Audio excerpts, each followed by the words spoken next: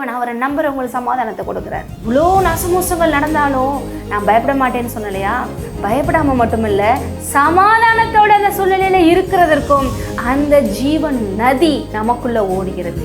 அவர் தான் சொல்றாரு, என்னுடைய சமாதானத்தை உங்களுக்கு நான் வைத்து போகிறேன், யாரும் எடுத்ததை எடுக்க முடியாது, பயப்படாம கலங்காமல் இருங்க. அப்பேற்பட்ட அந்த சமாதானம் நமக்குள்ள ஆவியானவர் மூலமா கொட்டப்பட்டிருக்கிறது. ஆவியின் கனிகள்ல வருது பாருங்க, அன்பு, சந்தோஷம், சமாதானம். சமாதானத்தை வேற எங்க யாராலும் விலை கொடுத்து வாங்க முடியாது. தேவன் மாத்திரமே சமாதான பிரபு, அவர் மாத்திரமே நமக்கு தர முடியும். இப்ப அவரே நமக்குள்ள வந்து அதை நமக்குள்ளேயே இருந்து நமக்குள்ள இருந்து பொங்கி ஓடச் செய்கிறார்.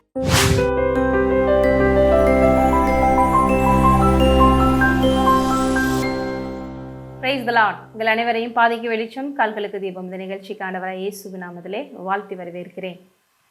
இந்த மாலை வேளையிலே தேவன் எவ்வளவு பெரியவர், அவருக்குள்ள நம்ம எவ்வளவு பாதுகாப்பாக இருக்கிறோம். இந்த உலகமே தலைகீழ போனாலும், எது பயங்கரமான விஷயங்கள் நடந்தாலும் நம்ம எதற்கும் பயப்பட தேவையில்லை, அஞ்ச தேவையில்லை. ஏனென்றால் அவருடைய செட்டைகளின் மறைவில் இருக்கிறோம். இந்த உலகத்தில் இருக்கிறவங்களுக்குள்ள நமக்கு இல்லை பாருங்க, நம்ம மேலானவர்கள். அவர் சொல்றாரு, பூமி எங்கும் என் கண்கள் உலாவி சுற்றி தெரிகிறது, என்னுடைய வல்லமையை காண்பிக்க. அப்பா, என்னை அப்படி எடுத்து பயன்படுத்துங்க, உங்களுடைய வல்லமையை வாழ்க்கையில காமிங்கன்னு நம்ம அர்ப்பணிச்சிருக்கோம். அப்ப நம்ம பயப்பட தேவையில்லை. இந்த வசனங்களை நம்ம இப்போ தியானிக்க போகிற வசனங்களை நீங்கள் கேட்கும்போது ஒருவேளை உங்களுக்குள்ள பயம் இருந்தால் கூட அது ஓடிவிடும். ஹல்லேலூயா. ஏன்னா பயம்ங்கிறது ஒரு ஆவி. சிலருக்கு எதிர்காலத்தை குறித்து ஒரே குழப்பம். எனக்கு எல்லாம் கரெக்டாக நடந்துருமா, நான் சரியாக இருந்துருவேனா, எனக்கு எதிராக அவங்க அப்படி பண்ணிடுவாங்களோ இப்படி பண்ணிடுவாங்களோ, இல்லை எனக்கு பாதுகாப்பு இருக்கா எங்கே போனாலும் வந்தாலும். சிலருக்குலாம் எதுக்கு எடுத்தாலும் பயம் பாருங்கள். ஆனால் இன்றைக்கு நீங்கள் பார்க்குற இந்த வார்த்தைகளை போல நீங்கள் தேவன் எவ்வளவு பெரியவர், எவ்வளவு வல்லவர், அந்த மொத்த வல்லமையும் கொண்டு நம்மளை பாதுகாக்கிறார் என்பதை நீங்கள் அறிந்து கொள்வீர்கள். வாசிக்கலாம் சங்கீதம் 46. தேவன் நமக்கு அடைக்கலமும் பெலனும் ஆபத்து காலத்தில் அனுகூலமான துணையுமாயிருக்கிறார். ஃபர்ஸ்ட் 3 வசனங்களே இதில் பார்த்தீங்கன்னா தேவனுடைய உதவி மோசமான சூழ்நிலைகளில் கூட, மோசமான சூழ்நிலைகள்லாம் நம்ம கொஞ்ச நாளைக்கு முன்னாடி பார்த்த அந்த கொரோனா போல, இன்னும் அதுக்கடுத்து பெரிய பெரிய வைரஸ்லாம் வேற வருது அப்படி இப்படிலாம் சொல்லி பயமுடுத்துவாங்க. ஆனால் எது வந்தாலும் நம்ம பயப்பட வேண்டிய அவசியம் இல்லை. ஏனென்றால் எல்லாவற்றையும் விட பெரிய தேவன் நமக்குள்ள இருக்கிறார், நம்மோடு இருக்கிறார், நம் சார்பில் இருக்கிறார், அவருடைய சட்டைகளின் மறைவில் நாம் இருக்கிறோம்.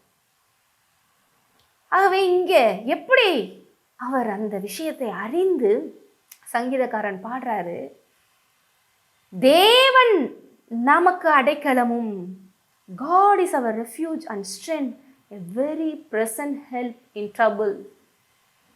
அவரே எனக்கு அடைக்கலம், பெலன், ரெஃப்யூஜ் அண்ட் ஸ்ட்ரென்த். அதில் நம்ம ஸ்ட்ராங்காக இருக்கணும். நம்ம பலத்தை கொண்டு யோசிச்சாதான் அதை ஜெயிக்க முடியாது.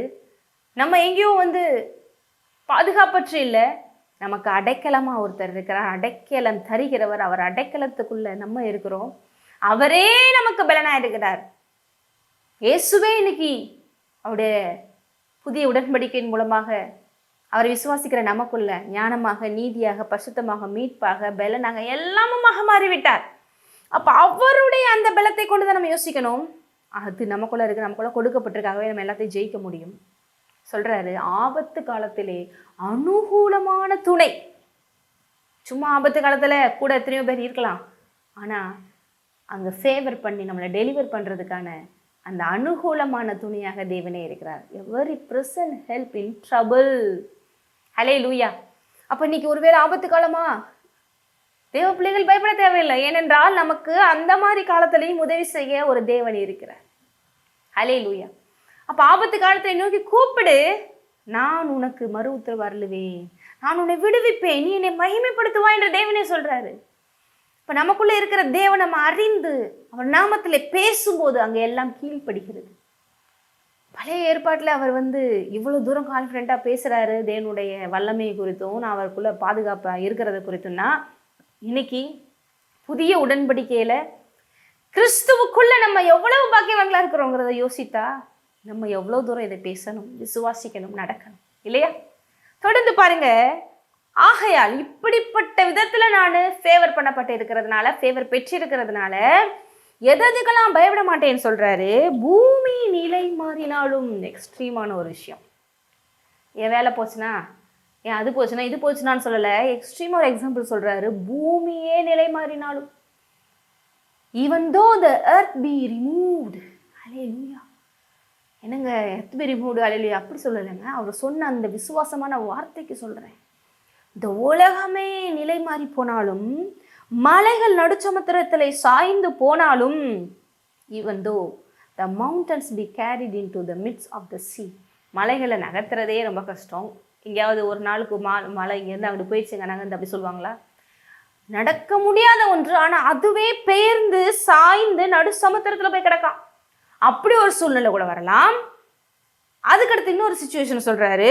அதன் ஜலங்கள், சமுத்திரத்தில் இருக்கிற ஜலங்கள், தண்ணிகள் கொந்தளித்து சுனாமி போல பயங்கரமா பொங்கி அதன் பெருக்கினால் பர்வதங்கள் அதிர்ந்தாலும், அட்டிக்கிற சுனாமியில் பர்வதமே அதிர அளவுக்கு, சாதாரணமாக மலைகள்லாம் பர்வதம் தான் ஒரு ஸ்மால் ஹில்ஸஸ் மாதிரி, அதுவே மூழ்கிற அளவுக்கு அதிர அளவு இருக்குது. நோவா காலத்தில் அந்த மாதிரிலாம் பயங்கரமான விஷயங்கள் நடந்தாலும், அதிர்ந்தாலும், போனாலும் வந்தாலும் நாம் பயப்பட மாட்டோம். ஹல்லேலூயா. சேலா அப்படின்னு சொன்னாலே அந்த இடத்துல நம்ம கொஞ்சம் பாஸ் பண்ணி அதை மறுபடியும் ரீகால் பண்ணி பார்த்து தேவனை துதிக்க. எத்தனை பேர் இந்த மாதிரி ஒரு விசுவாசத்தில் இருக்குங்க? சிலருக்கெல்லாம் பாருங்க, லைட்டாக சின்ன விஷயம் நடந்துட்டாலே ஐயோ கடவுளே கூட இருக்காரோ இல்லையோ அவங்க தெரியலைங்க அப்படிங்கிற மாதிரிலாம் நினச்சிடுறாங்க. அப்படி இல்லை. உண்மையான விசுவாசம் இதான் பாருங்க. எக்ஸ்ட்ரீமா இப்படிலாம் நடக்கவே நடக்காது, அப்படியே நடந்தாலும் நம்ம பயப்பட மாட்டோம். ஏனென்றால் கர்த்தர் என் பலன், கர்த்தர் என் அடைக்கலம், அவர் எனக்கு அனுகூலமான துணை. இதான் பாருங்க அறிவு. இந்த அறிவு தான் நம்மளை விடுதலை ஆக்கும். இதுதான் பாருங்க, எத்தனை பேர், நானும் பைபிள் படிச்சிருக்கேன், நானும் சர்ச்சுக்கு போகிறேன் எல்லாம் சொல்லிட்டு கடைசியில் உட்காந்து எந்திரிச்சு எல்லாத்துக்கும் பயந்துக்கிட்டு இருந்தா அப்போ உண்மையிலே இதெல்லாம் உள்ளுக்குள்ளே ஏறவே இல்லைன்னு அர்த்தம். பிசாசு ஈஸியாக அவங்களெல்லாம் ஓவர் கம் பண்ணிட்டு போயிடுறான். ஒரு வார்த்தைனால் அந்த வார்த்தையை தேவாவியானவரோடு கொண்டு இந்த வெளிப்பாடுகளை பெற்று அதை உள்ள நம்ம கருத்திருக்கிற மாதிரி கருச்சாதான் பாருங்க, அது ஆசீர்வாதமாக வெளியில வரும். அது பட்டயமாக நம்ம எடுத்து யூஸ் பண்ணும் போது தான் பிசாசு பயந்து ஓடுவான். தொடர்ந்து சொல்றாங்க, ஒரு நதி உண்டு, அதை நீர்க்கால்கள் தேவனுடைய நகரத்தையும் உன்னதமானவர் வாசம் பண்ணும் பரிசுத்த ஸ்தலத்தையும் சந்தோஷிப்பிக்கும். அதுக்கடுத்து புதிய சிருஷ்டிகளாகிய நம்ம வாழ்க்கை தேவன் சீக்கிரமாக இப்படியாக ஒரு வாழ்க்கை கொடுக்க போறாருங்கிறத அன்னைக்கே பேசியிருக்காரு. ஆனால் இன்னைக்கு நம்ம கொடுத்துருக்கிறாரு ஜீவ தண்ணீர், ஆவியானவர். இன்னைக்கு எப்படி இருக்கிறாரு? நமக்குள்ளேயே சென்ட்ரா வந்துட்டாரு, நம்மளுடைய மையமாக இருக்கிறார், நம்மளுடைய அச்சாரமா இருக்கிறாரு. பாருங்க, அந்த நதியிலிருந்து நீர்க்கால்கள் ஃபுல்லா அப்படியே ஓடி தேவனுடைய நகரத்தை, அப்படின்னா நம்ம தான் பாருங்க தேவனுடைய நகரம், மலையின் மேல் இருக்கிற பட்டணம். ஆல்சோ அந்த இடத்துல வந்து எருசலேமை சொல்லியிருக்கு அப்படிங்கிற மாதிரியும் சொல்றாங்க. ஆனால் உண்மையிலேயே இன்னைக்கு இஸ்ரவேலர்களை, ஆவிக்குரியவர்களே நம்ம தான் இருக்கிறோம். அப்போ நமக்கு சொல்லப்பட்டது நம்ம வாழ்க்கை ஒவ்வொன்றும் தேவனுடைய இந்த ஜீவ தண்ணீர் அப்படியே நிரம்பி வழிந்து ஓடுகிறதா.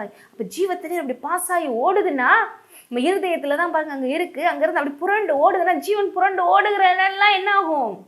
ஜீவன் தான். அங்கே மரணம் விழுங்கப்படும். தண்ணி அப்படி ஃபுல்லாக போகிற இடம் எல்லாம் என்ன ஆகும்? காய்ந்த நிலம், வறண்ட நிலம் எல்லாம் செழிப்பாகும். அதே போல் ஜீவன் போகிற இடம் எல்லாம் என்ன ஆகும்? மரணம் எல்லாம் ஓடி போயிடும், மரணம் விழுங்கப்படும். அப்படியாக நம்ம வாழ்க்கை இருக்கும்.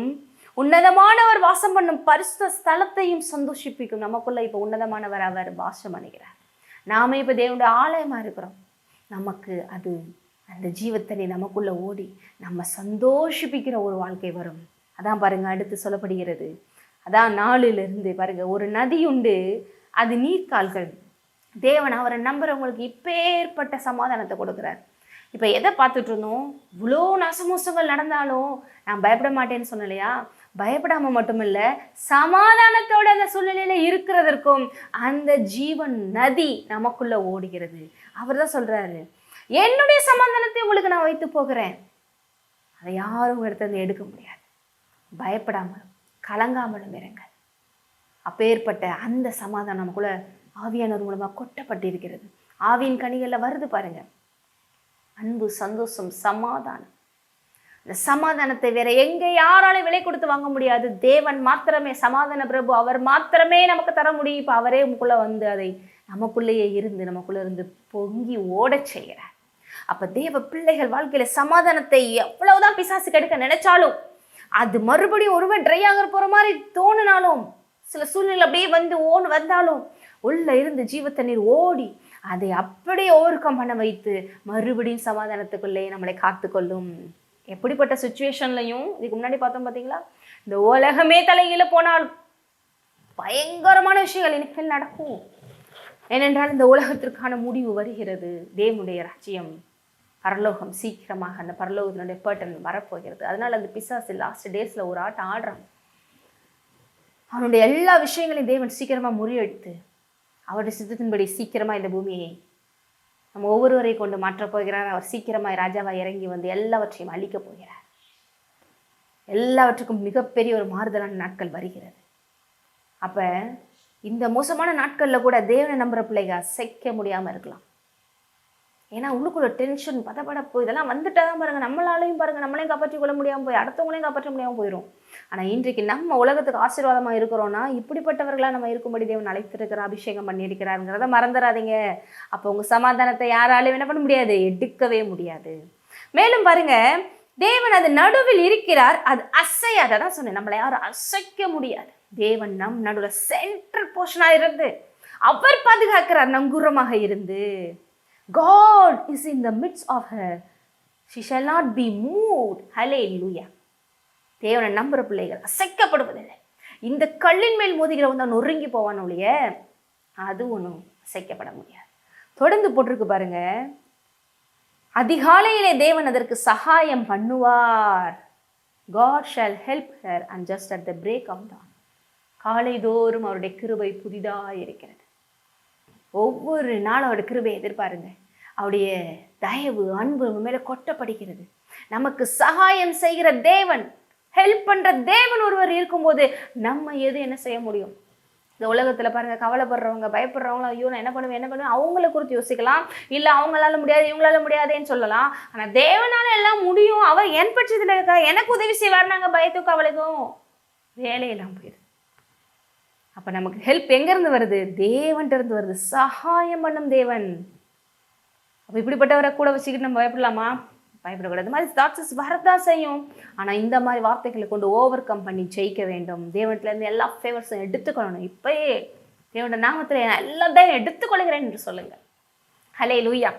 அடுத்து பாருங்க, ஜாதிகள் கொந்தளித்தது, ராஜ்யங்கள் தத்தளித்தது, அவர் தமது சத்தத்தை முழங்க பண்ணினார், பூமி உருகி போயிற்று. இந்த உலக நேஷன்ஸ், ஜாதிகள் அப்படிங்கிறது எல்லா வகையான நேஷன்ஸையும் குறிக்குது. எல்லா இடங்களையும் பதற்றங்கள், பயங்கரங்கள், ராஜ்யங்கள், த கிங்டம்ஸ் வர் மூவ்ட். எல்லாம் மாறும், எல்லாமே மாறத்தான் செய்யும். கடைசியில் பாருங்க, கர்த்தர் ஹி அட்டர்ட் ஹிஸ் வாய்ஸ், அவருடைய சத்தத்தை விடும்போது இந்த எர்த்து அப்படி மெல்ட் ஆகிற மாதிரி ஆகும். பேர்பட்ட வல்லமையுள்ள தேவனுடைய சத்தம், வார்த்தை, அந்த வார்த்தையை கொண்டு நீங்கள் எல்லாத்தையும் மாற்றலாம்.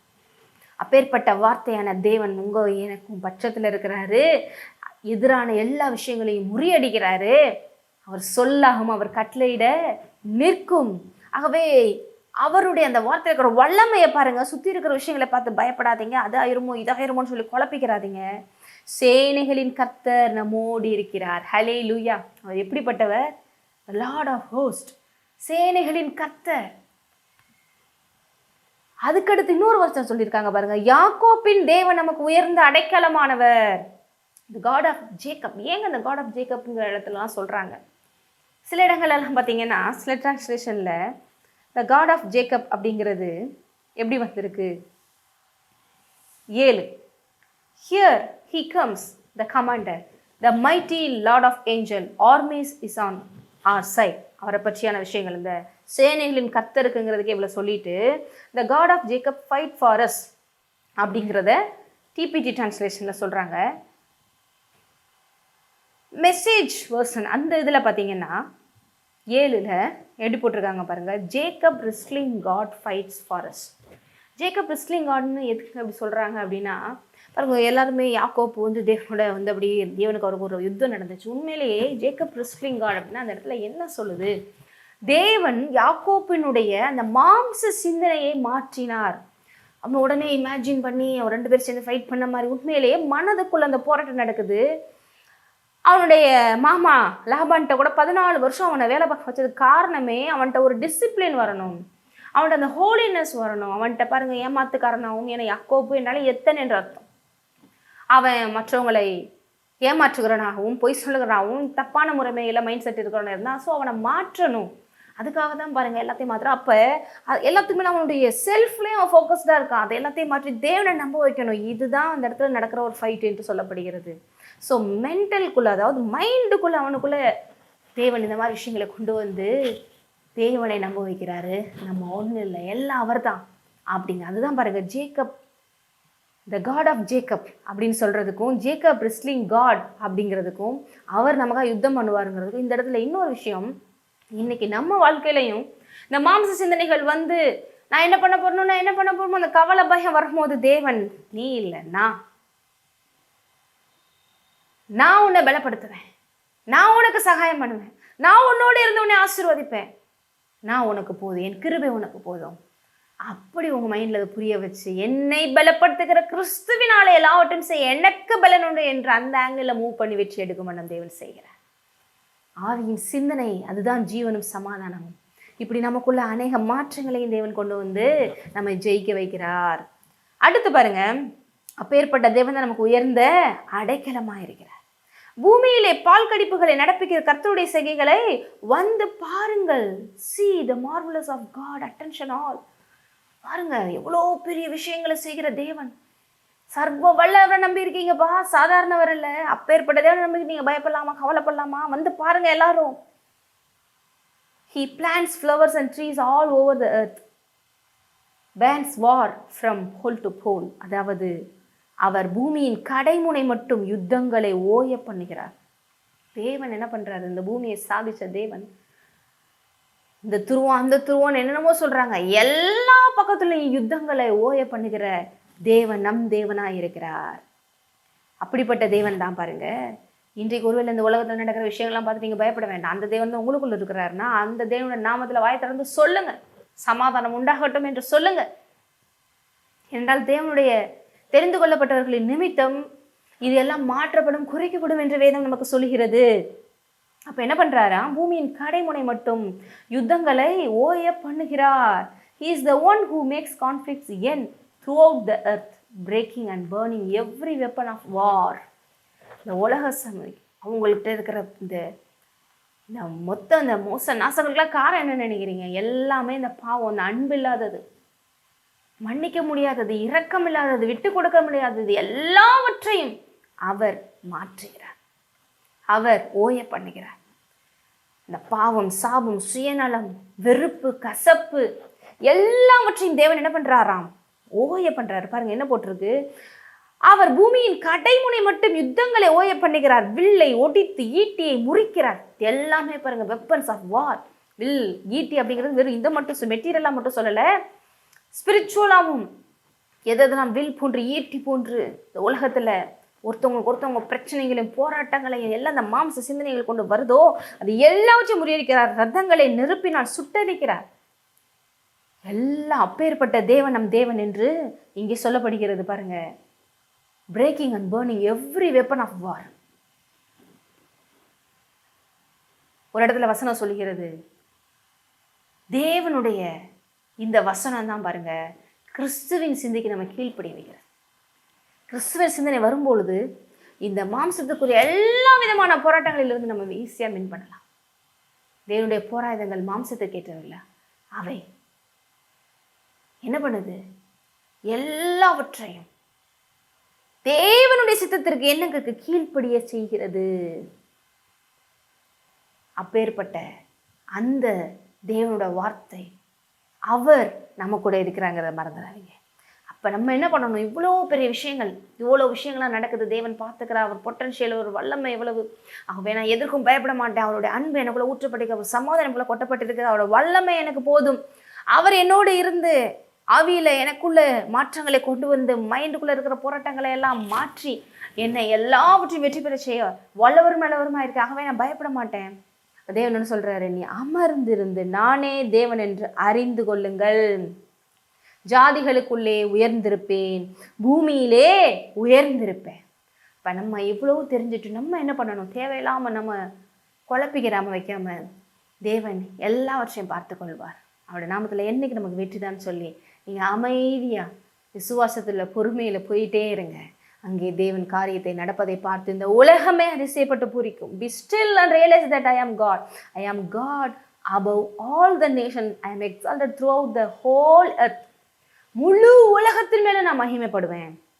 அப்பேற்பட்ட அளவுக்கு உங்களுக்கு வாழ்க்கையில் பெரிய காரியங்களை தேவன் செய்து உங்களை உயர்த்துவார்.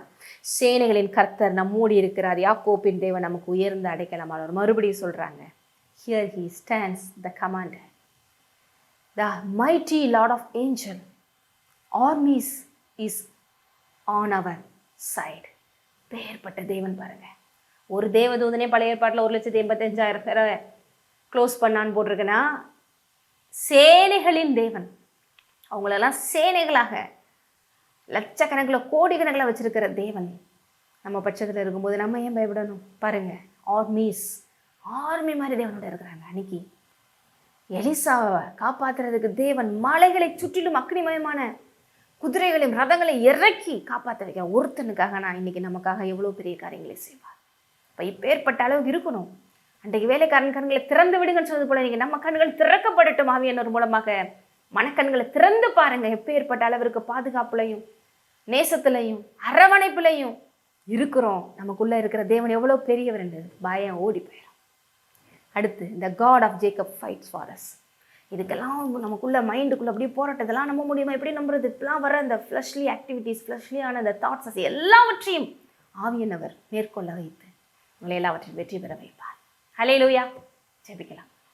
ஸ்தோத்திரம் தகப்பனே, இந்த அருமையான நேரத்திலே இந்த வார்த்தை கேட்ட ஒவ்வொருடைய வாழ்க்கையிலும் இந்த வார்த்தைகள் பெரிய ஆசீர்வாதத்தை கொண்டு வந்திருக்குன்னு சுவாசிக்கிறேன். பெரிய காரியங்களை காணட்டும்.